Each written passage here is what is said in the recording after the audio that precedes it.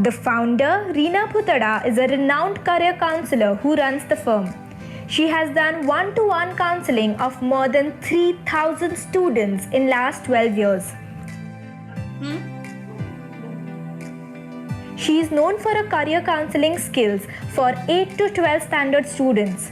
She has also conducted scientifically designed aptitude tests for understanding the interests, strengths, weaknesses, and inclination of the students.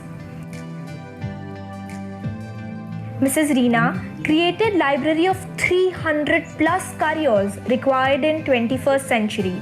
Abhinav Careerscope Pune is an expert in abroad education counseling and has helped many students to take undergraduate admissions in US, UK and Canada.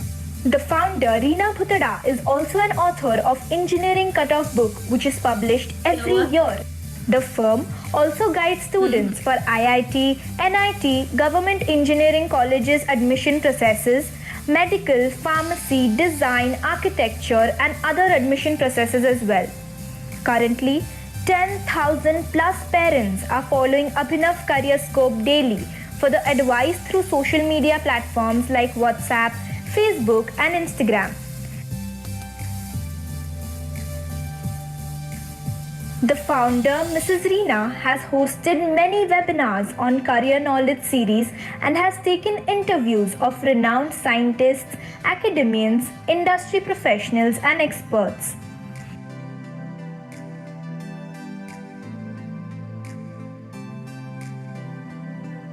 The career counseling firm also conducts interactive sessions with students from premium institutes.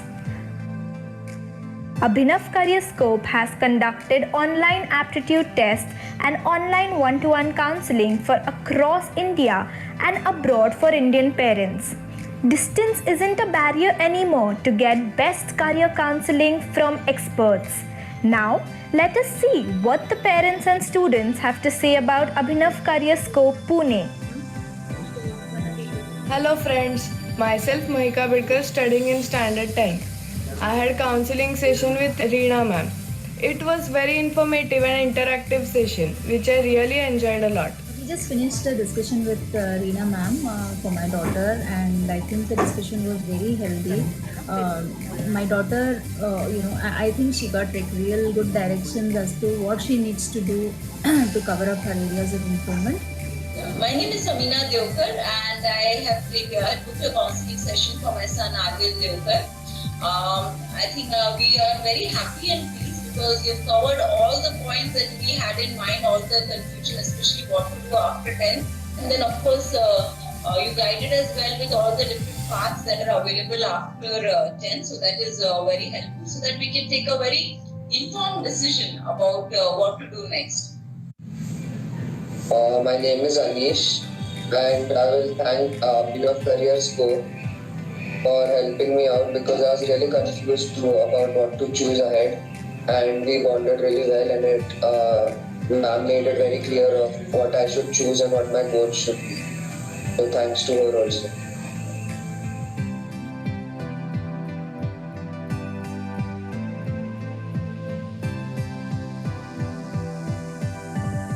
From KG to PG, to all your educational questions, Abhinav Careerscope Perfect Career Guide is all in one solution.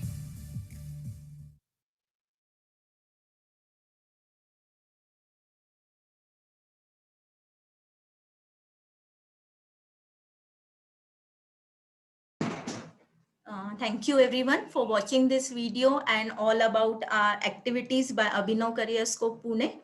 Now I will hand over this further proceeding to Smriti.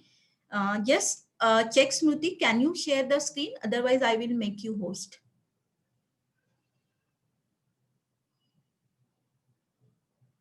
Your voice is not coming, Smriti. No, you are not audible.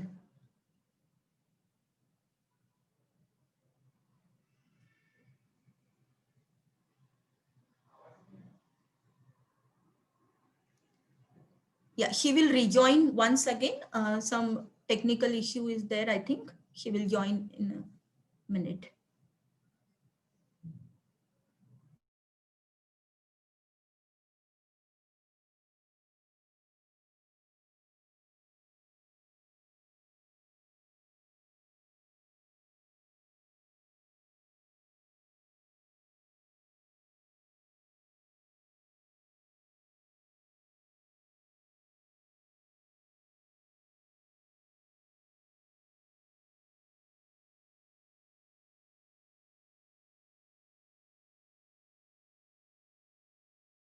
Ma'am, am I audible now? Um, You are audible, Smriti. You are audible. No, again, you are not audible. Voice is not coming. No, no. I'll try this one more time. Yes, now audible. Okay, so I'll stay Okay. like this. Can I share my screen? Yes, just check. Otherwise, I will make you host. Is this visible to everyone? Yes, yes, it's visible, Smriti. Um,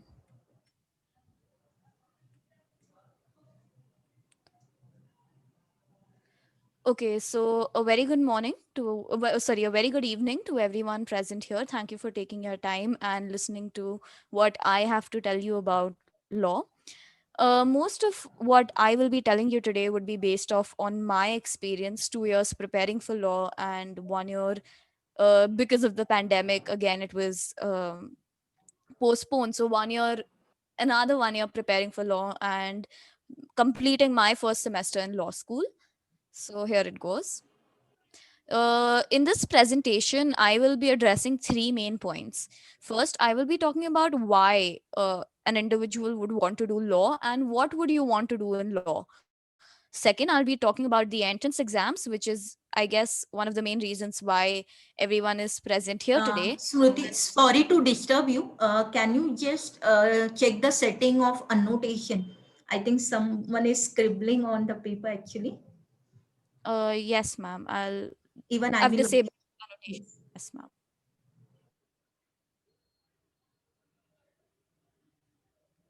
Um, uh, Okay, so continuing, there will be three main things that I'll talk about. First would be why law and why do you want, what exactly would you be wanting to do in law? Second, entrance exams, why we all are here. And third, understanding which law school is the correct fit for you.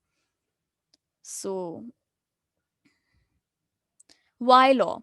The main questions I want to address today is why does an individual want to get into the legal field? And do you have a set idea about what you want to do in the legal field if you've decided to get into it?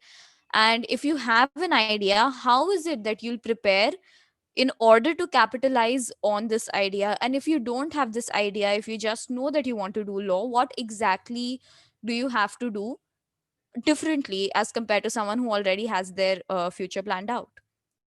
So, why the legal field and what in it? Law is one of the most lucrative field options, career options are there. I think that Reena ma'am would also brief you on this. She has a lot of knowledge and she would agree with me when I say it. It's also one of the biggest growing fields as of now because of the increase in corporations and new subheadings under law which are being present now. Arbitration, you have taxation law, you have direct taxation lawyers, very specific to the field. It is increasing in its scope, and it's one of the most important fields as of now. Both national and international opportunities that you get after 5 years of law are tremendous. So, one of the main things that most people come across is सब वकील झूठ ही बोलते हैं, which is a very funny thing because in my opinion, no one is as true as a lawyer. When you are part of this field, you are challenging the notion that this field holds in the general public. You are more than just people who are looking to earn out of this field. What lawyers essentially are the pallbearers of the justice system in India. One of the main reasons why democracy in itself is so strong is because of the justice system. And we, as lawyers, as potential lawyers, help grow this system. So there are a lot of opportunities in law in India, and I can't boast to be an expert about this because I am again a law student, but I can give you an overview of what I have learned due to the research I have done before choosing to get into this field and my first semester as a law student. You have corporate law, which is one of the most growing industries and fields under law. You have litigation chambers, you have army, government services, judiciary, jurisprudence, etc. You have academia where you can go on to do a master's and a PhD before becoming a professor. And you have things like going into the IFS or the IAS after finishing 5 years of law, which do help you with your UPSC preparation. Now, the second question that I addressed earlier, is a goal necessary now? When you are preparing for law, most of the students have one goal in mind, which is my to get into the dream law school that I have. But a lot of times we forget that this is just one step into our larger journey after getting into the career that we've chosen to. Law school is just a stepping stone before you take a step into the wild world of law. And that's why my answer to this is both a yes and a no. A goal is necessary, one, because it guides you, but it isn't necessary now to decide exactly what your future would look like in 10 years. There are so many things that can go differently, and thus if you are unsure about what you want to do in law but sure about the fact that you want to do law, that is more than enough for you to start your preparation for your exams now. If you've already decided on a goal, which I know a lot of my friends have and a lot of my peers have, then an action plan is a must. You have to know what you want to do, what milestones you have to reach in order to achieve this plan that you already have made. Say suppose you want to see yourself as a judge in 10 years. What are the things that you want to do? Which colleges are the best for what you want to do?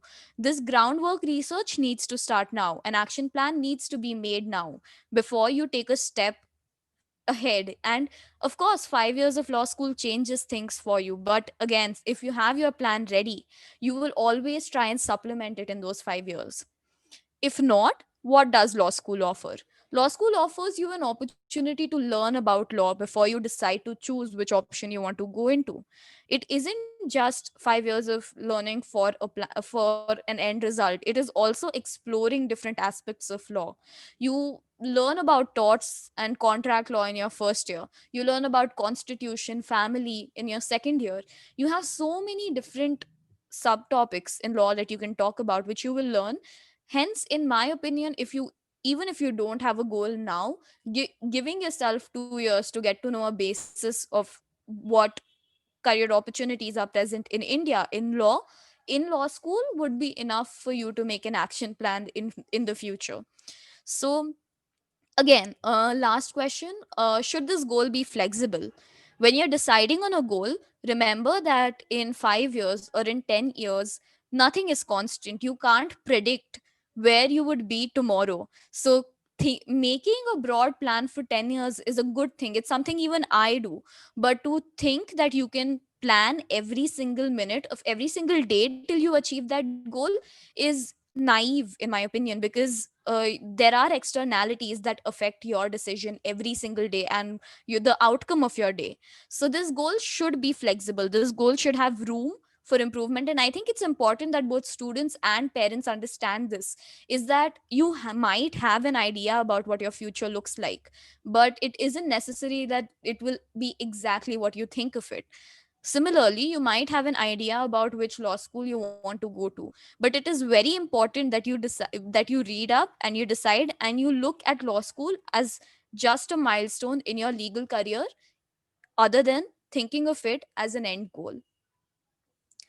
So the second part that I was going to be talking about was law entrances.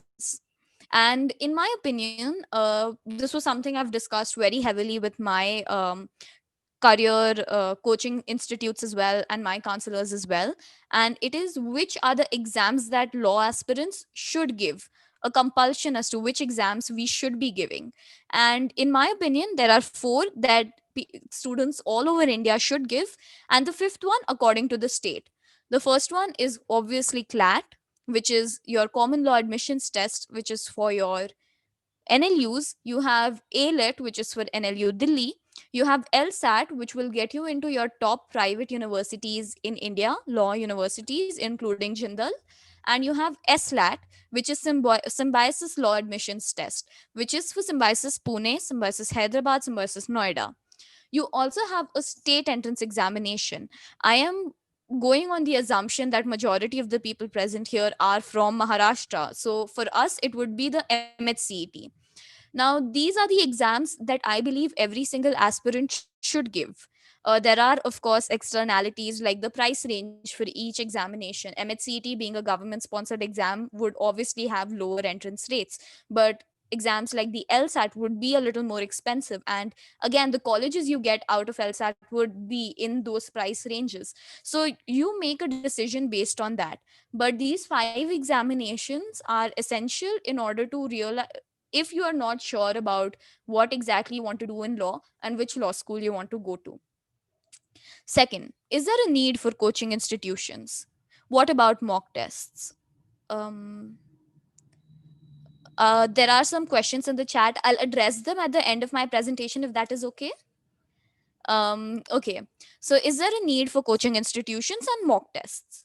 In my opinion, coaching institutions help, but they aren't the only way you can crack these examinations. And the reason I'm saying this is because, again, not everyone is in the economic bracket to apply for these coaching institutes.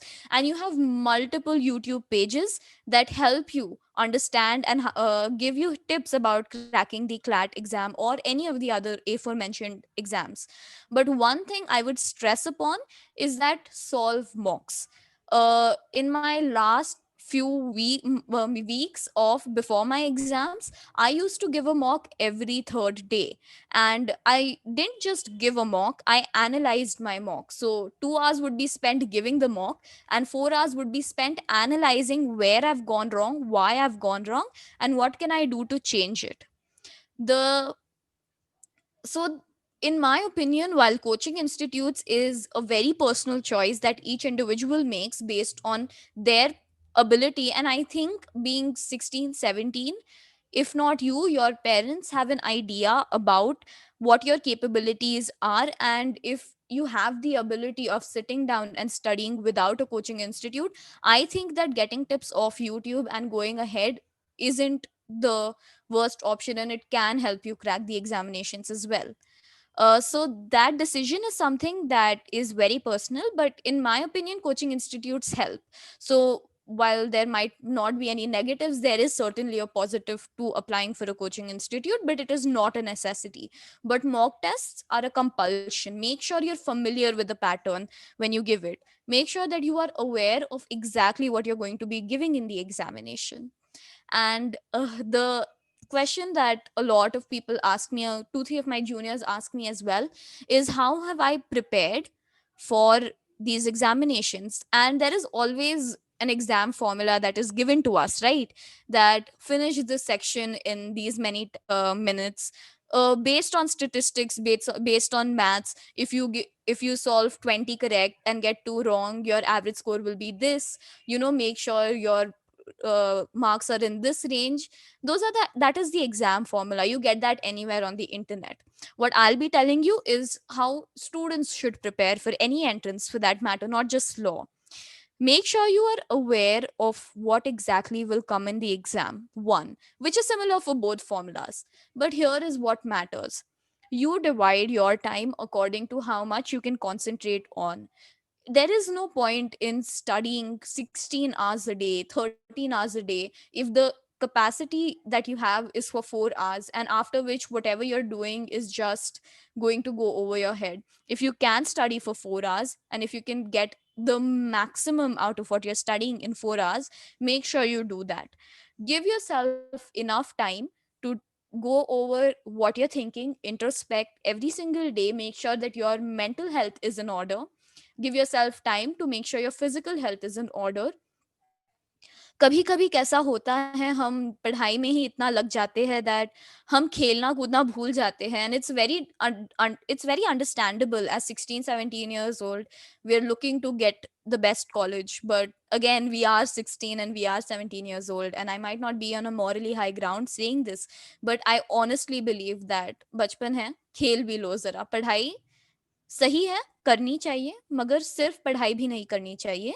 Make sure you give yourself time to play, make sure you give yourself time to understand what you're going through, and it is okay to have less productive days, and that's important. So making a timetable in my opinion helps, because once you have things in order, things organized, essentially what you can do is wherever you have brackets of time, you can do your co-curricular, you can read a book.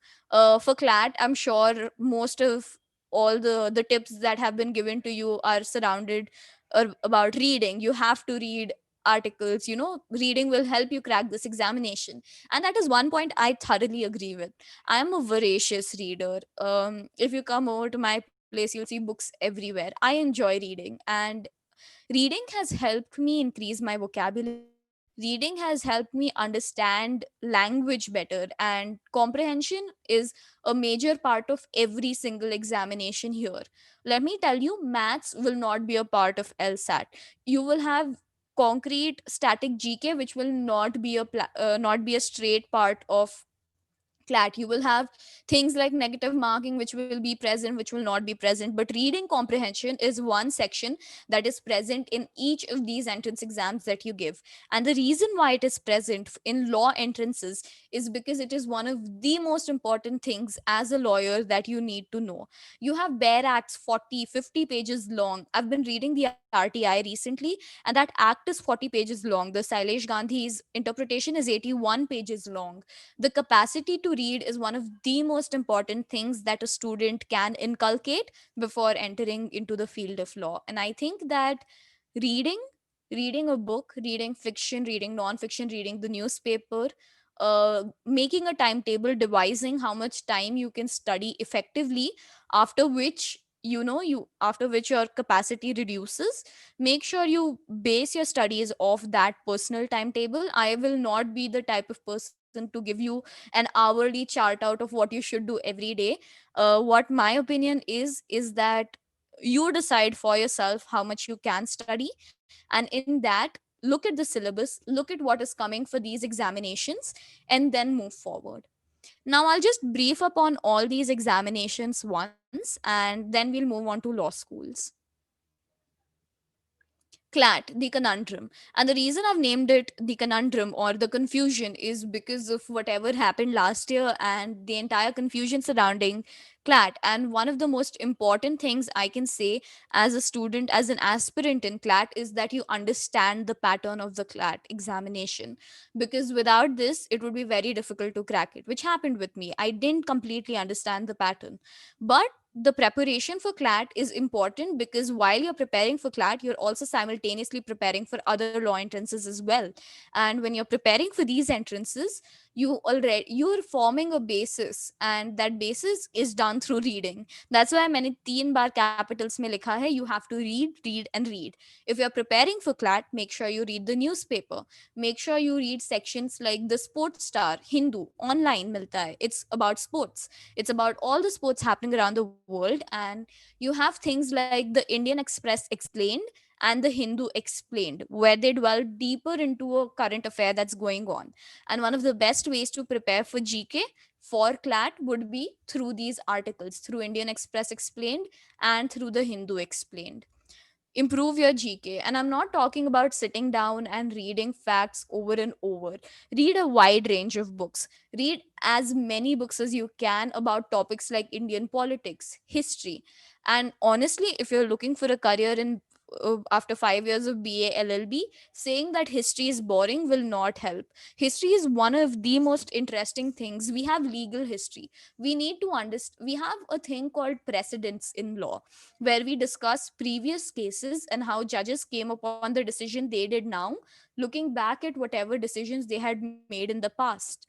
So, in a sense, history is a very important part of law. So, reading books which are centered around politics, history, not only increase your GK, but they also give you a firm basis to start your law school in. Um, I will not tell you which are the marks that you should get what is essentially your study pattern, because again, it depends. So there's this one thing that I used to keep asking sir, one of my teachers before I gave the CLAT is, sir, cutoff kya rahega in universities ke liye? And the answer I always got was that the cutoff depended on the topper's score and how the people have scored after him. You can't make an assumption based on statistics about what the ideal score would be. So my goal as a student was to make sure that my marks are around that same range so I can get the university I wanted, which would have been NLU Bangalore. But it's also dependent on how much effort I put in. Just hard work without understanding the pattern won't work. Just understanding the pattern and doing no hard work wouldn't work. So you need to balance both out as a student, and that is one skill that will definitely help you in law school. Now, coming to the three examinations that follow somewhat similar patterns: ALET, SLAT, and MHCET law.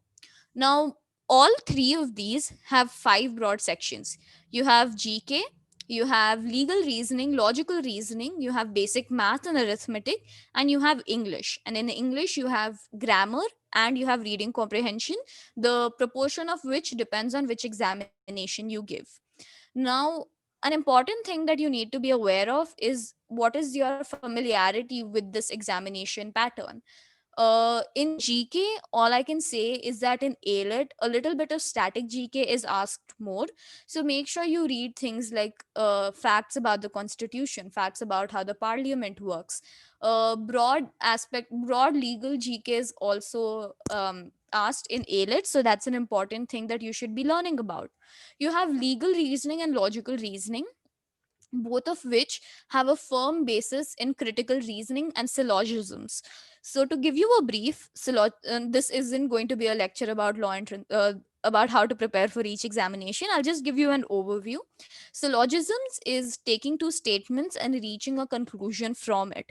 Most of our critical reasoning as lawyers is based on this. How do you conclude something based on two facts given to you? Majority of the legal reasoning questions are based on the same things, and the only way you can increase your prowess in this is by practicing. So essentially, make sure you practice 50 questions a day for legal reasoning. And if you and there can't be a lack of material, because if you go right now, go online, search up past papers, the past 10 years papers for each of these examinations will be available to you. You can ask your seniors, you can ask institutes. Also, you can buy books. Arihant has great books for law preparation, and you have books online, you have a lot of resources, you have a lot of free resources as well. So preparing now would be ideal. Start solving as much as you can, because then your mind gets attuned to thinking in that same way. That's all I have to say about these sections. Most of law students know what the average weightage for each section is and what the examination pattern would be. My tip is that you familiarize yourself with it. Give as many mocks as possible.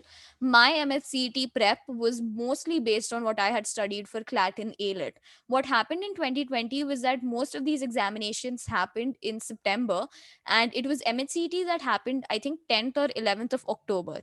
And most of my prep was done keeping in mind these first four examinations and not MHCT.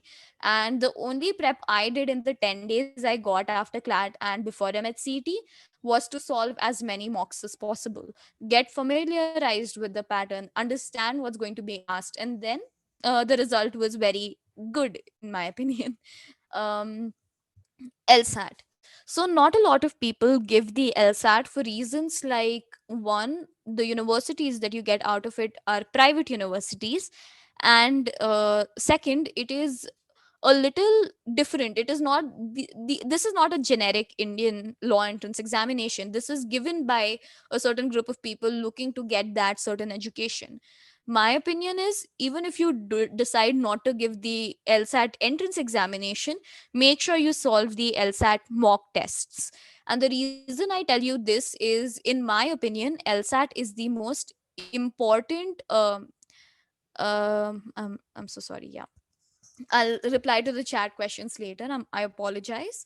LSAT is the most perfect law examination that can happen, because it neither focuses on rote learning of GK facts nor does it focus on basic math. What LSAT essentially does is ask questions based on analytical reasoning, logical reasoning, and reading comprehension. Three skills which are essential in law school. Maths, not so much. Learning GK facts, again, not so much. But these three things that will be asked are the most important things that LSAT tests. And LSAT doesn't have any negative marking. It has four sections.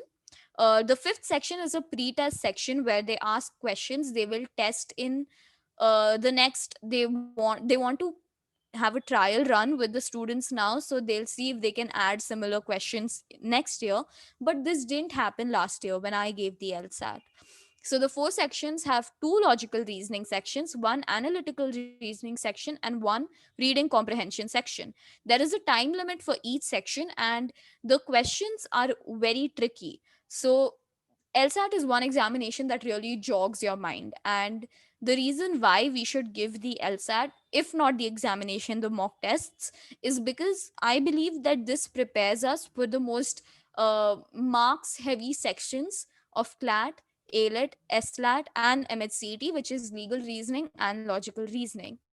Now, the reason why that is because, as I've mentioned, analytical reasoning and logical reasoning are two things that are common throughout all excuse me throughout all examinations, and reading comprehension is something that's common as well. And since it's so essential, LSAT gives us a firm basis for it. So that's me selling LSAT to you. I think it's a great examination to give, even if you don't give the actual examination. Make sure to give the mock tests. Mock tests will be available on the LSAT website. I think it's Discover Law. Make sure you give that. So, which law school suits me? Now, it's important to not, as much as we are sold the idea that NLUs are the creme de la creme of law schools, you also need to understand what exactly is it that you want to study in law and which law schools will suit me. Um, for most people, what I'd suggest is that you form a ranking of yourself. This is what I did. I formed a ranking of law schools in my order of preference. And of course, the first one was NLU Bangalore. I had NLU Hyderabad. I had NLU Calcutta. And then I had Jindal Global Law School. And the reason I had this was because of what I wanted to do in law, which is essential for us to figure out now and understand how each law school functions. And it's not, again, I'm mentioning this to the parents and the students as well, which is a very important fact that a lot of us tend to forget.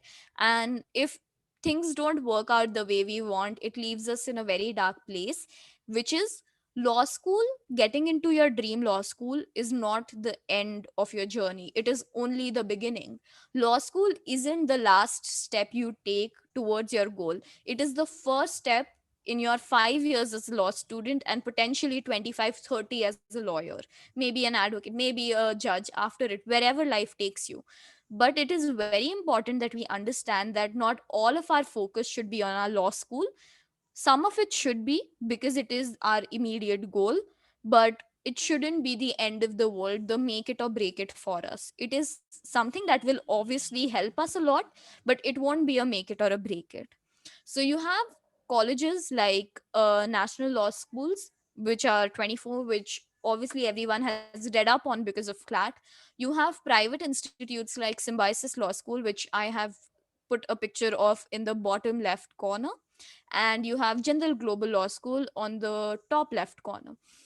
So these are the two private universities that I believe are the creme de la creme of private law universities in India. And one thing that I want to say, which will challenge the mentality of a lot of people here, is that private universities in India aren't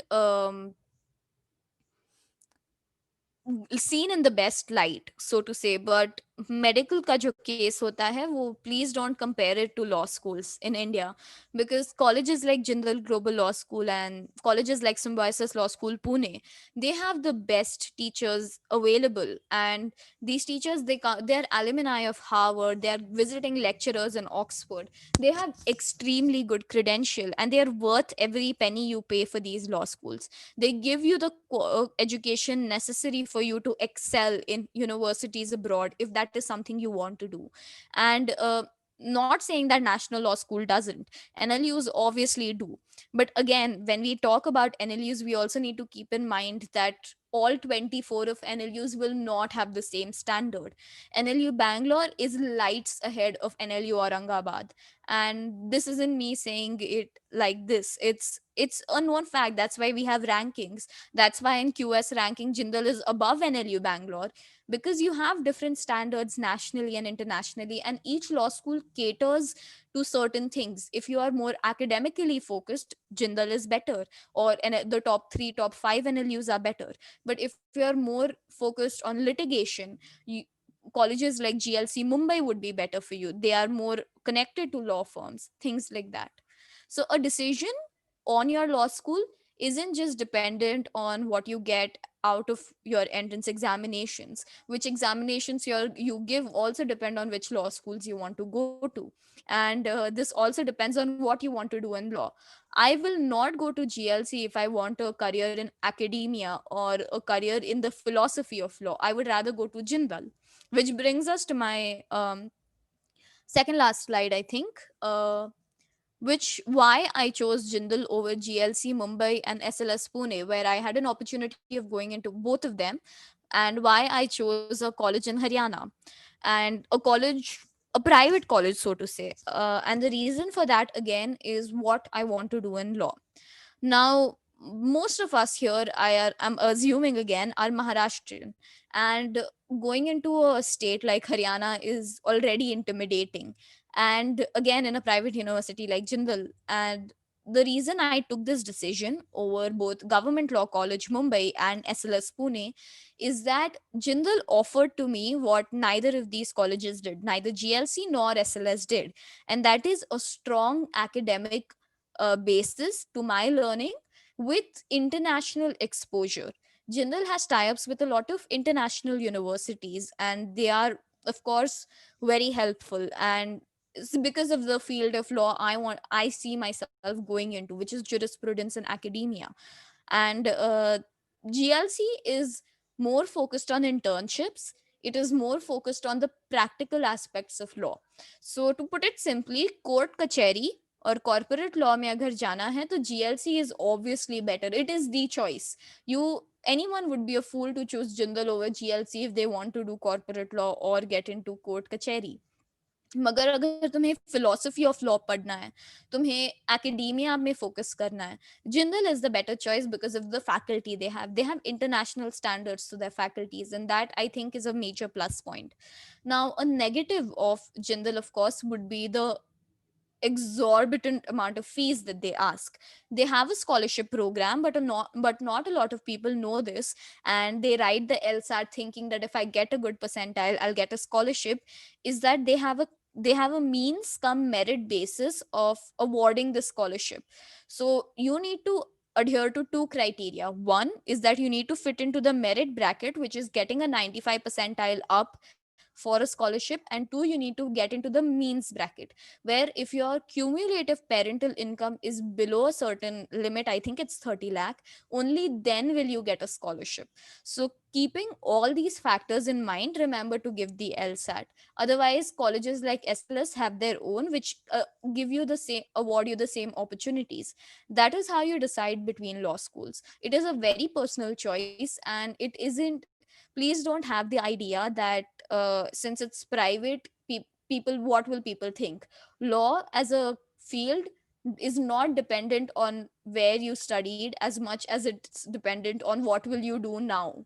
Corporate houses don't see just where you come from, they see where you will go. And most of the advice that I get from my seniors is that intern as much, be active in your curricular, make sure that your co-curricular, and make sure that your studies go well and your marks are great, and whichever law firm gets you will be very glad to do so based on whatever resume you build. Law schools will help you depending on which law school you get to, and the path will be more difficult if you're in the bottom 10 NLUs as compared to if you're in NLU Bangalore. But the path to reaching the same point isn't restricted by anything but yourself.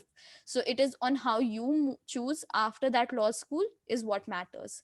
um, I think that's all I have to say. I spoke a lot. Thank you so much for your time, and feel free to ask me any questions.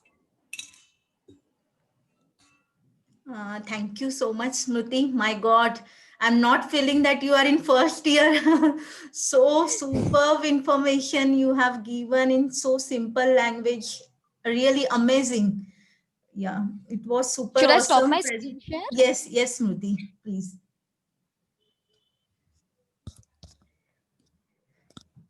Actually, you have given each and every detail, actually, and you did all the counseling of law. You have given all the information to the parents in very detail, right from the preparation, everything you have covered in such a great way. So thank you so much once again. It's my pleasure, ma'am. Yeah. We will move to first Google form questions, then we will take the chart questions. Okay.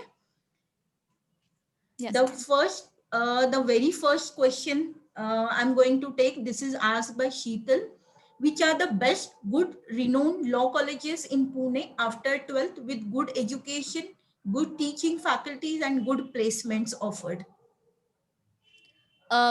Okay, so as much as Pune is the education hub of Maharashtra, as we like to say it, it's mostly for science fields, and law in Pune isn't as developed. But you have, of course, ILS Pune, which is the best law college in Pune. And I think that if you're aiming to get a good score in MHCET, ILS Pune would be a good option. And there are contentions, GLC or ILS. I would prefer ILS for academic reasons, of course. And that is the best college. That's what you should aim for. You have Symbiosis Law School, Pune, which is a very good college, but it's private. And you have, so you will see a very obvious fee disparity between ILS and Symbiosis, but Symbiosis is also a great college, and you get students from all over India. So you have exposure to a lot more students in SLS. And you have the Firozia College, Ferguson College Law School, which is again a renowned one. But the best for, if you want good education, good teachers, and good placements, all three of these in Pune, I think keep your eyes only on two colleges. No other college. These three. They will get you the all three things that you want. Very true, Smriti. The next question been asked by Mr. Prasad. How should be my preparation in MSCT for admission to ILS Pune after 12th? I think you have focused light on this, but we will quickly take all the question and answers again. Okay. So your preparation for MHCT should be supplemented by your preparation for every other entrance examination for that matter. But in MHCT, there's an increasing trend in the logical reasoning section. They don't just have a focus on your analytical reasoning, or reasoning based on what you read, but also things like number patterns, alphabet patterns. Stuff like that is something that you should focus on. Your GK is something you should focus on. And I think the best thing about MHCT is that they have no negative marking. So make sure that when you're attempting the paper, you attempt all 150 questions. Your GK should be done for the year. Um, 9 months before the examination, I think, is the time frame where you should be thorough with your GK. And before that, it isn't as important, but 9 months definitely important. And most of the times what happens is that examinations leave one or two rooms for one or two questions to add, I think, like a like a week before, so that month that you will be giving your examination in, say suppose it's May, make sure your GK for even May is well prepared. MHCT's level of English isn't the highest, so you don't have to worry if your English is not the best.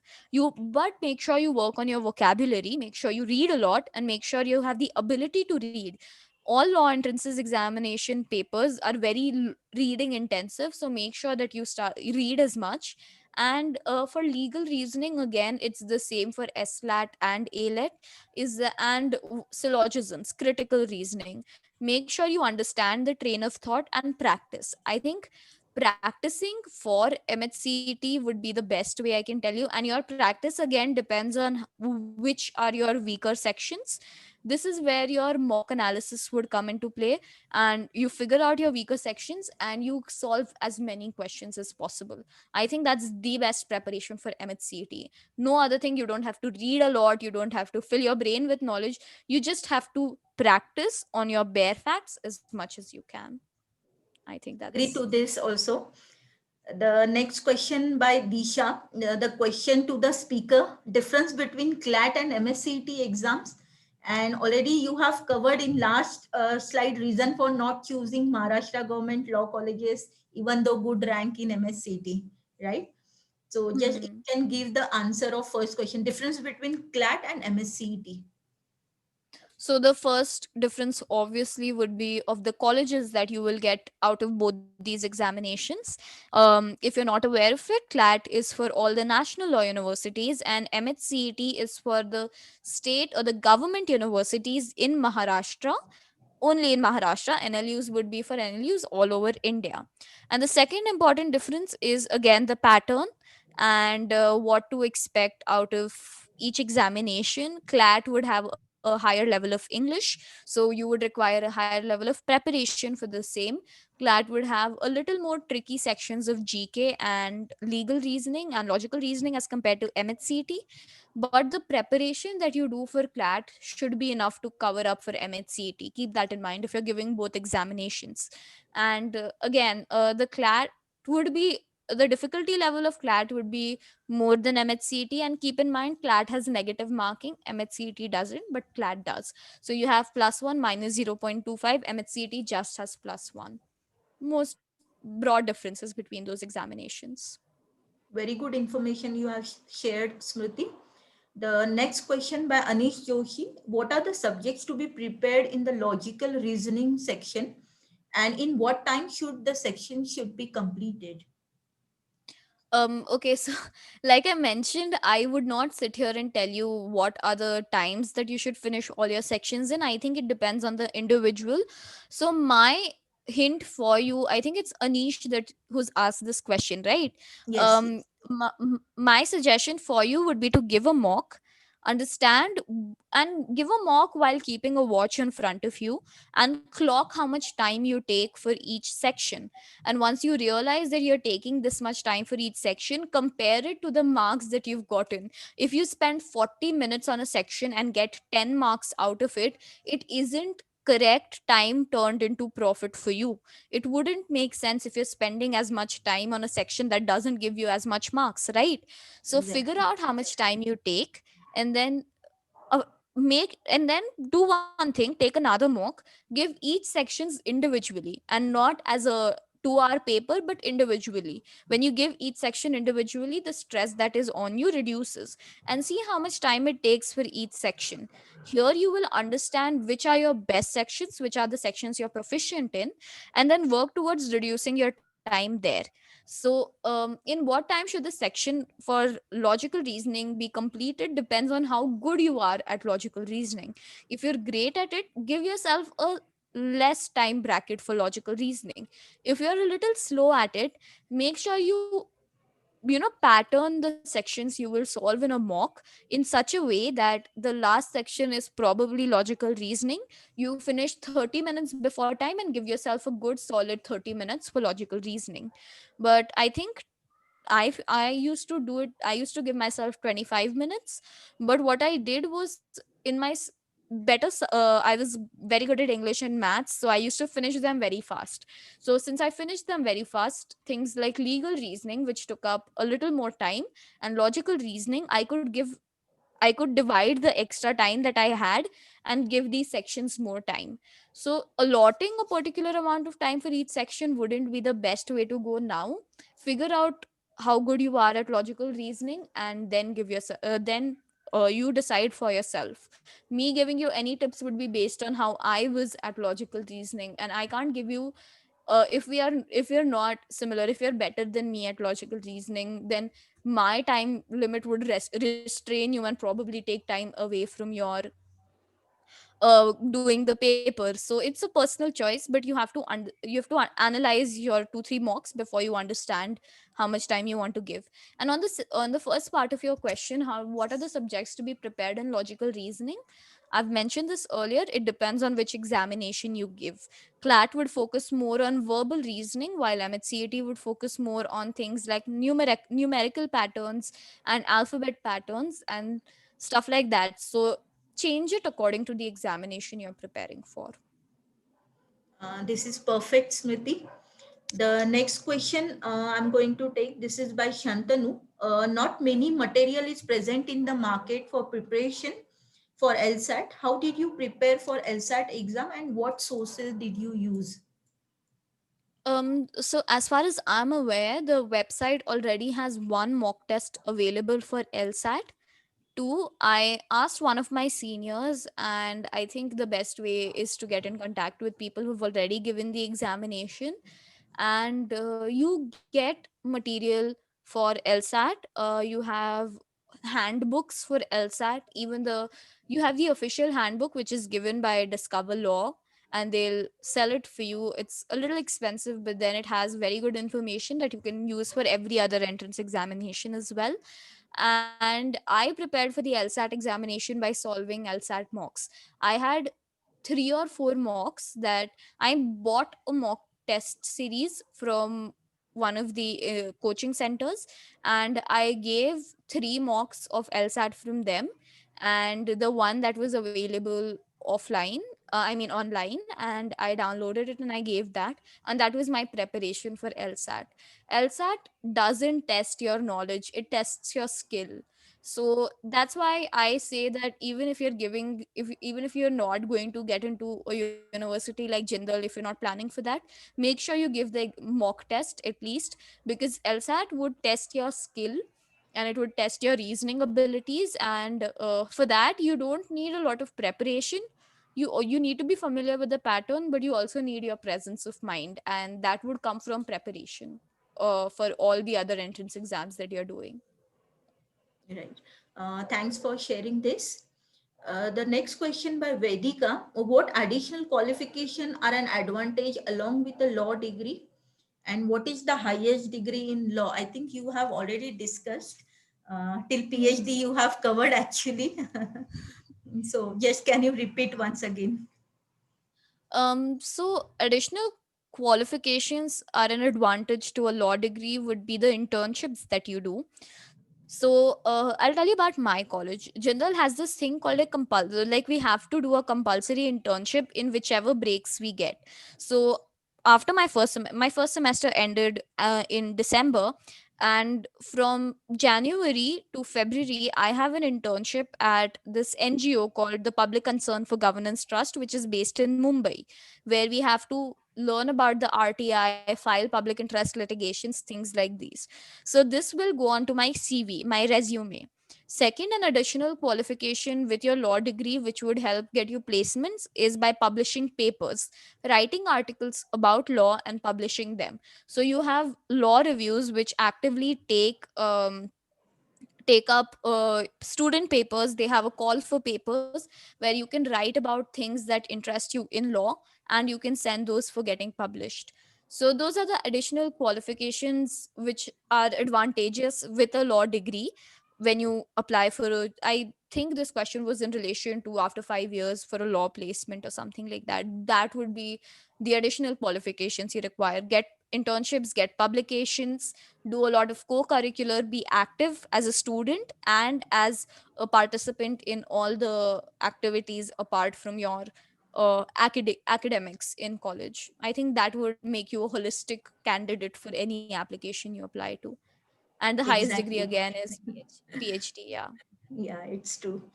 The next question, can current class 11 student appear for June CLAT 2021 for practice and to become familiar with the pattern? I think no. No, I yes, you can give the examination. All So the most of exams? my friends, CLAT, as far as I know, you can. I think you can give the other examinations as well, because Yeah, what just happens, need to check with MSCT. I don't think MSCT is can be given. MHCAT, I don't think, but with CLAT you can. And the reason why is that after all your documents that are necessary for admission would be after you give the examination. So like your 12th mark certificate would be Exactly. after you give the examination, but before that you're allowed to. So please go ahead, and you'll get a feeling of, in that environment, under that pressure, how do you give an examination, you will get to know that as well. So it would be helpful, you can do that. Exactly. Whichever exams are allowed, one should go for those exams actually. The next question, this has been asked by Reena Ladda. I want to ask for National Law School preparation for CLAT preparation. I think you have already covered, right? Hmm. The which stream is more appropriate for 11th and 12th standard for law student? This is a very important question. So there isn't a particular stream, I'd say, which is the most appropriate. I think that taking arts or humanities would be more helpful, because the subjects that you read, political science, history and all, can help you in your GK. I am a science student. I took PCB with psychology for my 11th and 12th CBSE. So that was an additional stress. And it depends on, again, on you, what are the subjects that interest you. I think that choosing the humanities stream would be more helpful in my opinion, but no stream restricts you in law. That is the best part of law, is that you could be doing commerce and get into law, you could be doing science and get into law. Stream doesn't restrict you. Streams that will help you would be arts and humanities. Okay. We have already covered from all these lists actually. Let me check the chart now. Is there a question left? Which exam should be given for SLS? SLAT, Symbiosis Law Admissions Test. They have a separate examination that they conduct. Please make sure you go read up on it. They changed the pattern for our year, but there might be a different pattern that they do if they're conducting the exam offline. So the exam is SLAT, SLAT. Okay. Had you taken the coaching? Yes, answer already she has given.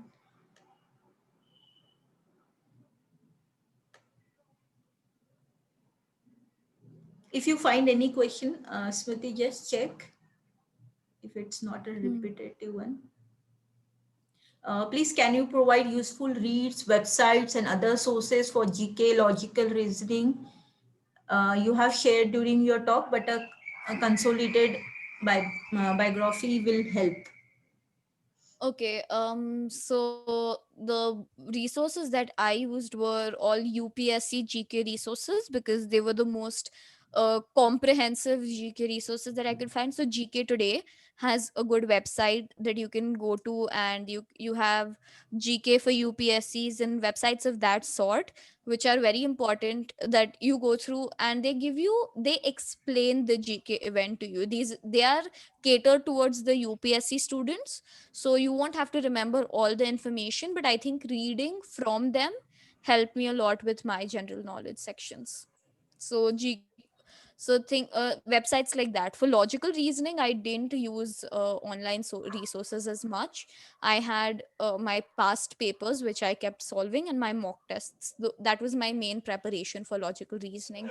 And of course, reading material, reading newspapers and all of that. But for GK, I used a lot of online resources. And for that, websites centering UPSC would be very important. Those are the best ones.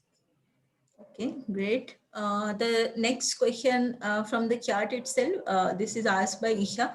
Is BALLB better than just doing LLB? Okay, so a lot of people don't aren't aware of this, or I think they're just confused.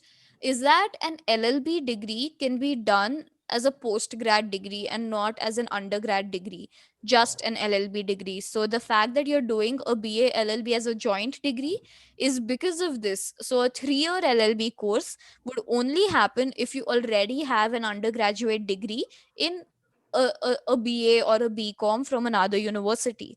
So, as 18-year-olds, we don't have an undergrad degree. So, we will have to choose BA LLB or BCom LLB or BSc LLB. We won't be able to take a 3-year law course. Keep that in mind. If you were unaware of this fact, this is a fact now. Is that since BA LLB is a joint degree, it satisfies the necessity that LLB has for an undergrad degree as well. So again, LLB can be done if you have an undergrad degree from another university for another course. That's a 3-year LLB degree. So as 18, 19 years old, as 18, 19-year olds, I think BA LLB would be more comprehensive. Correct. This is question related to your coaching again. After LL, which university should we choose? No, this is that one. How to prepare constitutional law for MSCET law? Okay, so I prepared it from 2, 3 sources. One of them was my friend's textbooks of political science and constitutional law. What is majorly asked is what is the role of the president and which act is talking about the duties of the prime minister and things like that. These are bare facts that you get in any GK book that you have. So, you get a yearbook of GK, and even in that you have constitution and the parliament written down. So you buy any such book online, you get like a GK handbook, relatively cheap, very good, and they will have the knowledge that you want. Or you can go online and you can search it up there. You should not, at this stage of your preparation, I don't think it's necessary that you buy a separate book of constitutional law, because again, constitutional law is very lengthy, and you won't need all these. You will need the bare common facts, and you will get that in any GK book that you buy, any GK handbook. Yeah. After LLB, which university should we choose abroad? Okay, so I have an idea, like I want to do an LLM probably in jurisprudence or academia, and I'm not really. This is a very tentative thing. It might change in 5 years, but the universities that you want to go to after LLB would be based on what course you want to do. There are some courses which are great at universities like University of Columbia or California or Michigan State University, and there are some courses which are the best at Harvard. But again, there are two things that you need to consider when you're talking about universities abroad. Is one, which university offers the best course for what you want to learn in your LLM, which is your master's degree, and two, what is the cost and scholarship opportunities? Universities abroad, while they might seem like the ideal for law students, are very expensive. And it's not just the universities, you can get grants and scholarships, it's also living there. So things like that should be kept in consideration. LLM programs in India are also great, but if you are looking to go abroad, you need to understand in your 5 years as a law student, what do you want to do a master's in, after which you decide your university. There can't be one holy grail of a university that you look to. You have to keep your options open. Yes, thank you so much, Smriti. Many questions are coming actually, but few are the repetitive one. So I think it's 10, 10. So I think we should stop. And rest of the questions, you can join the commerce group of Abhinav Career Scope, and I'm there to answer all your questions. I will share the recording as well tomorrow morning, so that you will get all the information and you can ask your queries in group anytime. So this is through with the session. Thank you so much. Thank you so much, Smoothie, Thank you. first. You have given so much time and detailed information, very depth knowledge you have. Like, you are really passionate about the law and you are at the right place actually. So all the very best to your future endeavor and future journey. And thank you so much, parents, for attending this webinar. Uh, on behalf of Abhinav Career Scope, I thanks once again everyone for giving your valuable time for this session. I will definitely going to share this recording, but by tomorrow morning. Okay. And I will request Thank to you so join much, the group ma'am. who are new parents. You can join the group and ask all your questions in the group. Thank you, ma'am, for giving me the opportunity of telling parents my It's my journey. pleasure, and I I'm hope feeling it helps. really no. You have done your job superb. Actually, you're not Thank looking like a first year student. So thank you once Thank you. again for your valuable time. Yeah. Chalo, bye. Good Thank you. night. Yeah. Good night. Have a great weekend, everybody. Thank you. Yes. Thank you. Yeah.